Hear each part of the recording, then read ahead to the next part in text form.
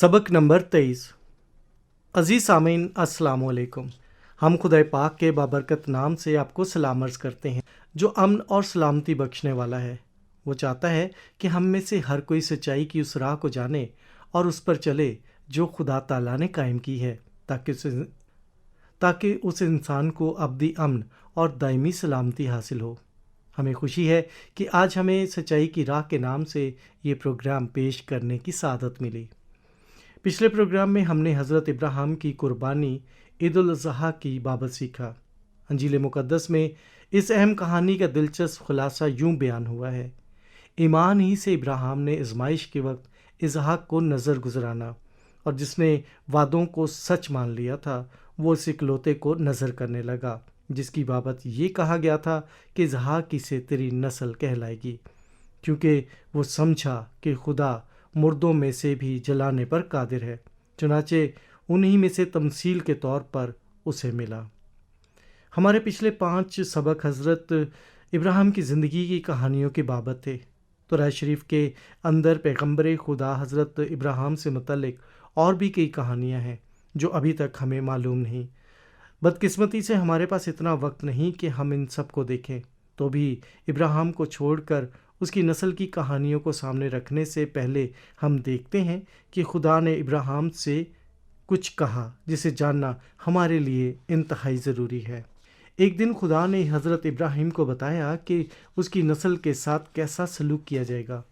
उसने इब्राहिम से कहा, यकीन जान कि तेरी नस्ल के लोग ऐसे मुल्क में जो उनका नहीं परदेसी होंगे और वहाँ के लोगों की ग़ुलामी करेंगे, और वो 400 बरस तक उनको दुख देंगे, लेकिन मैं उस कौम की अदालत करूँगा जिसकी वो ग़ुलामी करेंगे, और बाद में वो बड़ी दौलत लेकर वहाँ से निकल आएंगे।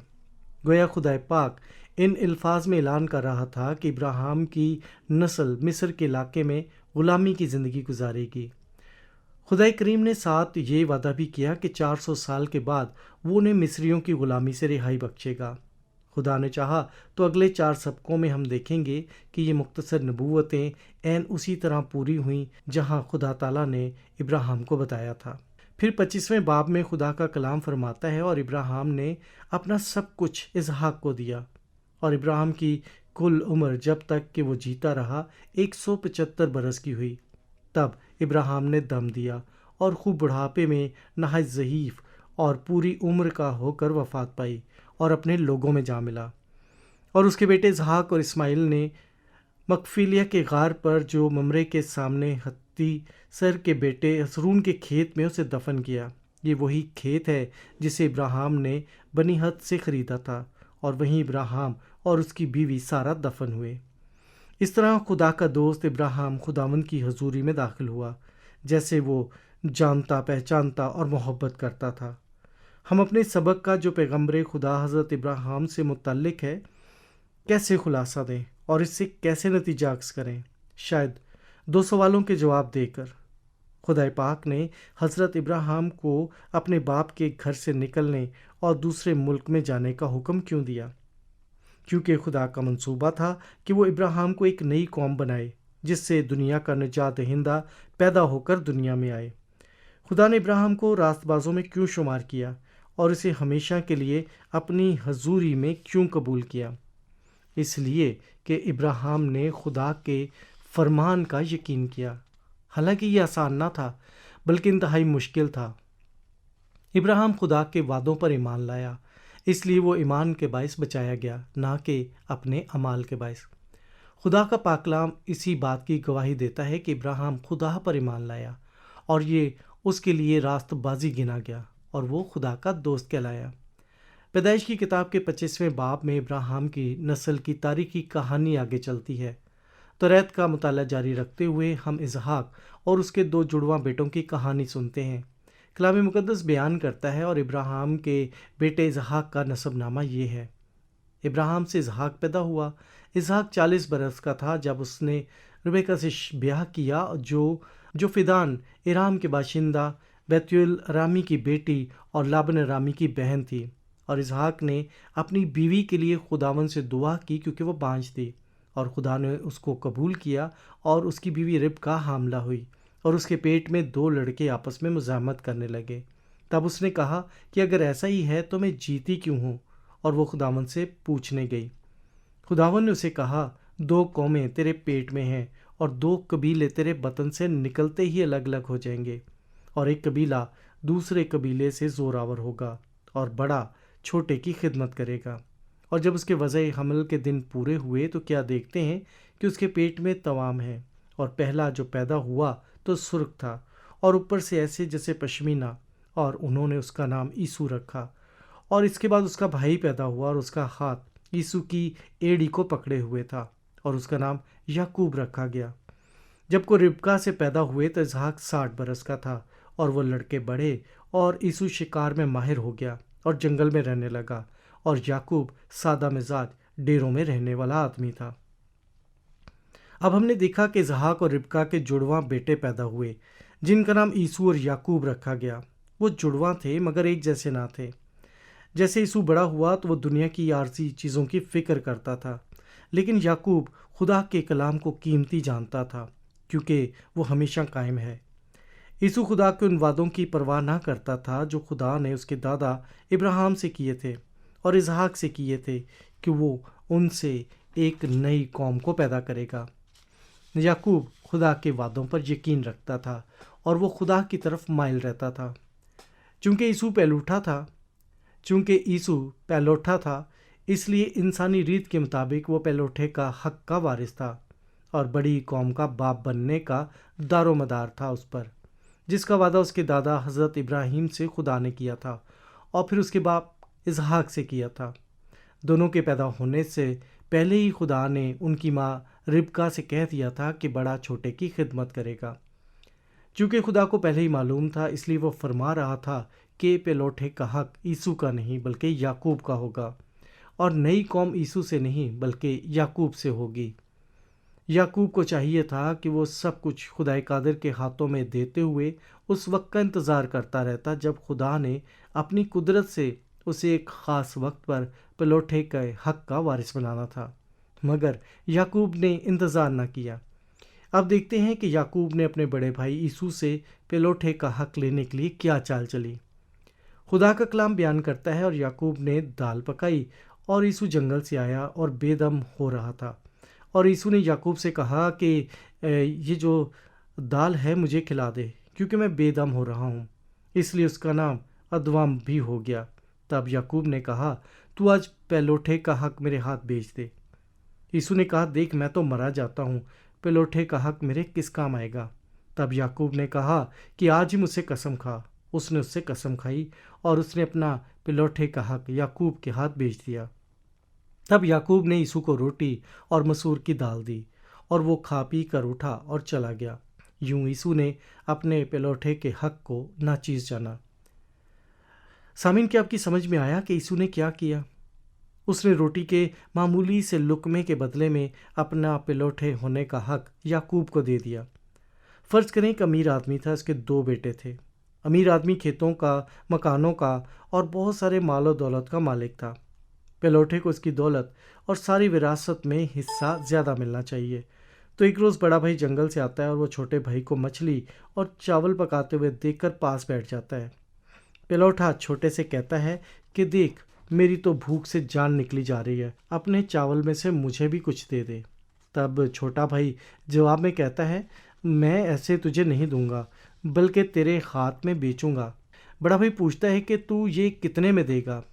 چھوٹا بھائی جواب دیتا ہے کہ پلوٹا ہونے کی حیثیت سے تیری جو جائیداد بنتی ہے تو مجھے دے دے تو میں چاول تجھے دے دوں گا۔ تب بڑا بھائی جواب دیتا ہے، ٹھیک ہے، میں تو بھوک سے مرا جا رہا ہوں، یہ ساری پلوٹے کی جائیداد میرے کس کام کی؟ بس بڑا بھائی اپنی ساری وراثت اپنے چھوٹے بھائی کے نام کر دیتا ہے۔ حلفیہ بیان ریکارڈ کیا جاتا ہے۔ پھر بڑا بھائی بیٹھ کر پیٹ بھر کر کھاتا پیتا ہے اور اپنی راہ چل دیتا ہے۔ ہم اس پلوٹے کو کیا کہیں گے جس نے چاول کے پیالے اور تھوڑی سی مچھلی کے بدلے میں اپنی ساری جائیداد یعنی کھیت، مکان، نقدی اور اپنا سارا اختیار اپنے چھوٹے بھائی کو دے دیا؟ ہم صرف اتنا ہی کہیں گے کہ بڑا ہی بے وقوف تھا۔ تو جیسے اس پلوٹے نے اپنے باپ کی نعمتوں اور دولت اور جائیداد کو بے قیمت اور فضول جان کر اپنے چھوٹے بھائی کو دے دیا، بالکل اسی طرح یسوع نے خدا تعالیٰ کی برکات کو اور دائمی نعمتوں کو ناچیز جانا۔ یسوع نے جن چیزوں کو ناچیز جانا وہ سب انمول تھیں، اور دنیا میں ان برکتوں کی قیمت کوئی شخص ادا نہیں کر سکتا تھا، کیونکہ یسوع نے جسے ناچیز جانا وہ تو نئی قوم کا حصہ ہونے کا حق تھا، جس میں سے دنیا کے نجات دہندے نے وجود میں آنا تھا۔ یسوع اور یعقوب کی کہانی سے خدا ہمیں آج کیا سکھانا چاہتا ہے؟ خدا ہمیں خبردار کرنا چاہتا ہے کہ ہم یسوع کے نقشے قدم پر نہ چلیں۔ ہمیشہ کی زندگی کی باتیں دنیا کی فانی چیزوں سے اور عیش و عشرت سے زیادہ افضل ہیں، کیونکہ دنیاوی لذت چند روزہ ہے اور نجات کی باتیں دائمی خوشی اور ابدی لذت کا باعث ہیں۔ خدا کا کلام اس کے بارے میں کیا فرماتا ہے؟ ذرا غور سے سنیے۔ اور اگر آدمی ساری دنیا حاصل کرے اور اپنی جان کا نقصان اٹھائے تو اسے کیا فائدہ ہوگا؟ آدمی اپنی جان کے بدلے کیا دے گا؟ یسوع خدا تعالیٰ کے فضل سے محروم ہو گیا کیونکہ اس نے خدا کے کلام کو ناچیز جانا۔ تو خدا تعالیٰ ہمیں یہ کہتے ہوئے خبردار کرتا ہے کہ یسوع کے قدموں پر قدم نہ رکھو۔ میں جو برکت تمہیں دینا چاہتا ہوں اس کی قدر کرو، نہ کہ اس کو ناچیز جانو۔ اب آپ کا کیا خیال ہے کہ آپ خدا کی برکتیں چاہتے ہیں؟ خدا تعالیٰ آپ سے بڑا پیار کرتا ہے اور آپ کو بڑی بڑی برکتیں دینا چاہتا ہے، مگر ضروری یہ ہے کہ آپ اسے اپنی زندگی میں اول درجہ دیں۔ آپ روٹی، پانی اور مال و دولت کی بجائے خدا کے کلام کو پہلا نمبر دیں، اس کی سب سے زیادہ قدر کریں۔ پھر جو خدا کا کلام فرماتا ہے کہ جو چیزیں نہ آنکھوں نے دیکھیں، نہ کانوں نے سنی، نہ آدمی کے دل میں آئیں، وہ سب خدا نے اپنے محبت رکھنے والوں کے لیے تیار کر دیں۔ آپ کو اس کی سمجھ آنے لگے گی۔ خدا ہم سب کو بڑی برکت دینا چاہتا ہے۔ وہ چاہتا ہے کہ ہمارے سب گناہ معاف ہوں، ہمارے دلوں کی نفرتیں، دھوکے بازیاں اور منافقتیں ختم ہوں اور سچی محبت پیدا ہو، اور ہم خدا کی محبت سے بھر جائیں، خوشی سے معمور ہوں، امن، سلامتی اور یقین ہماری زندگیوں کا حصہ بن جائیں۔ یہ برکتیں اسی وراثت کا حصہ ہیں جو خدا ہر بنی آدم کو عطا کرنا چاہتا ہے۔ اب ہمارے لیے لازمی ہے کہ ہم ہمیشہ کی زندگی کی باتوں کو دل و جان سے تلاش کریں اور اپنی زندگی میں انہیں داخل کریں۔ جو شخص خدا کی ان برکتوں کو سچے دل سے قبول نہیں کرتا وہ ان کو حاصل نہیں کر سکتا۔ جیسے کبھی کبھی سننے میں آتا ہے کہ کچھ پانے کے لیے کچھ کھونا پڑتا ہے، یا جسے شہد کی ضرورت ہو وہ مکھیاں اڑائے۔ کیا آپ خدا کی برکتیں حاصل کرنا چاہتے ہیں؟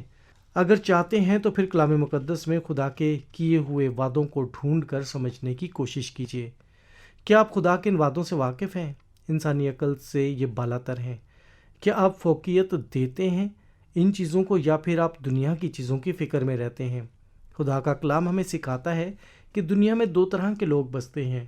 کچھ وہ جو دنیا کی فکر میں رہتے ہیں، دنیاوی شان و شوکت اور فانی جو ہے عزت و وقار کی کھوج میں دن رات گزار دیتے ہیں، اور کچھ وہ ہیں جو ابدی چیزوں کی تلاش میں رہتے ہیں اور خدا کے کلام اور اس کے وعدوں کو مان کر ان پر قائم رہتے ہیں۔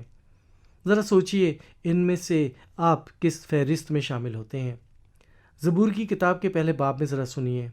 مبارک ہے وہ آدمی جو شریروں کی صلاح پر نہیں چلتا اور خطا کاروں کی راہ میں کھڑا نہیں ہوتا اور ٹھٹھا بازوں کی مجلس میں نہیں بیٹھتا، بلکہ خداوند کی شریعت اس کی خوشنودی ہے اور اسی کی شریعت پر دن رات اس کا دھیان رہتا ہے۔ وہ اس درخت کی مانند ہوگا جو پانی کی ندیوں کے پاس لگایا گیا ہے، جو اپنے وقت پر پھیلتا ہے اور جس کا پتا بھی نہیں مرجھاتا۔ سو جو کچھ وہ کرے گا برابر ہوگا۔ شریر ایسے نہیں، بلکہ وہ بھوسے کی مانند ہے جسے ہوا اڑا لے جاتی ہے۔ اس لیے شریر عدالت میں قائم نہ رہیں گے، نہ خطا کار صادقوں کی جماعت میں، کیونکہ خداوند صادقوں کی راہ جانتا ہے، پر شریروں کی راہ نابود ہو جائے گی۔ غور سے دیکھتے رہو کہ کوئی شخص خدا کے فضل سے محروم نہ رہ جائے۔ ایسا نہ ہو کہ کوئی کڑوی جڑ پھوٹ کر تمہیں دکھ دے اور اس کے سبب سے اکثر لوگ ناپاک ہو جائیں، اور نہ کوئی حرام کار یا عیسو کی طرح بے دین ہو جس نے ایک وقت کے کھانے کے عوض اپنے پہ لوٹے ہونے کا حق بیچ ڈالا۔ عزیز سامعین، آج ہم یہیں تک محدود رہیں گے۔ خدا کے فضل سے آئندہ ہم توریت کا مطالعہ جاری رکھتے ہوئے یعقوب کی کہانی کے بارے میں آپ کو بتائیں گے۔ خدا آپ کو برکت دے۔ خدا کے کلام کا خبردار کرنے والا سبق آپ کو ہمیشہ یاد رہے گا۔ اور دوسرے اس آیت پر بھی غور فرمائیے، غور سے دیکھتے رہو کہ کوئی شخص خدا کے فضل سے محروم نہ رہ جائے۔ ایسا نہ ہو کہ کوئی کڑوی جڑ پھوٹ کر تمہیں دکھ دے اور اس کے سبب سے اکثر لوگ ناپاک ہو جائیں، اور نہ کوئی حرام کار یا عیسو کی طرح بے دین ہو جس نے ایک وقت کے کھانے کے عوض اپنے پلوٹھے ہونے کا حق بیچ ڈالا۔